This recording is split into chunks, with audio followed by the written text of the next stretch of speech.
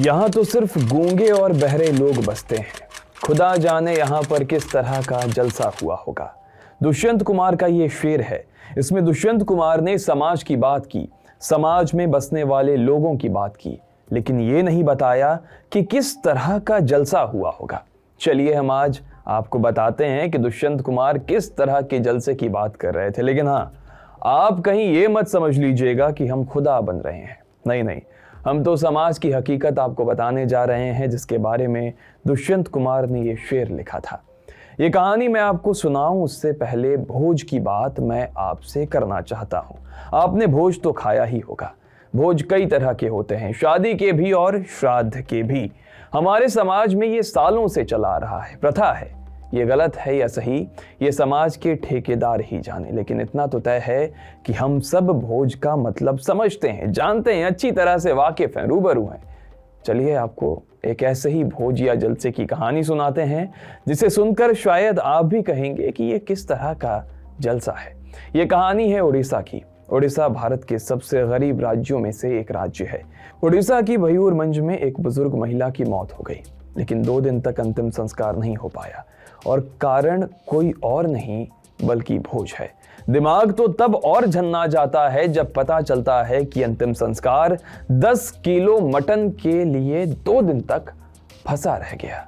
लेकिन सच्चाई यही है कि 10 किलो मटन के चक्कर में 2 दिनों तक लाश घर में पड़ी रही, क्योंकि समाज के लोग मटन का भोज चाहते थे। और जिस बुजुर्ग की मौत हुई उसके घर वालों के पास उतने पैसे नहीं कि तुरंत 10 किलो मटन समाज के महान लोगों के लिए तैयार करते। लेकिन ऐसा हुआ। फिर क्या ग्रामीणों ने महिला के अंतिम संस्कारों में भाग लेने से मना कर दिया। मृतक महिला के बेटे ने जब मटन का इंतजाम किया तब जाकर अंतिम संस्कार हो पाया। अब शायद आपको दुष्यंत कुमार की वो पंक्ति समझ आ गई होगी, और वो जलसा भी जिसका जिक्र उन्होंने अपने शेर में किया था। ये पूरा मामला मयूरभंज के तेलाबिला का है। यहाँ रहने वाली 70 साल की सोमवारी सिंह का निधन हो गया। गांव में विवाह, मृत्यु जैसे महत्वपूर्ण आयोजनों में सामूहिक भोज की दावत देने की रिवायत है, लेकिन 10 किलो मटन ने सालों से चली आ रही इस रिवाज पर ब्रेक लगा दिया। गांव के लोग अपनी सफाई में ये तर्क भी दे रहे हैं कि सोमवारी के परिवार में पहले 2 शादियां हो चुकी थीं और किसी में भी परिवार की तरफ से दावत नहीं दी गई। जाहिर है लोगों में गुस्सा तो होगा। जैसा ही सोमवारी का निधन हुआ, गांव वालों ने पिछला हिसाब लगाते हुए 10 किलो मटन की दावत की मांग रख दी।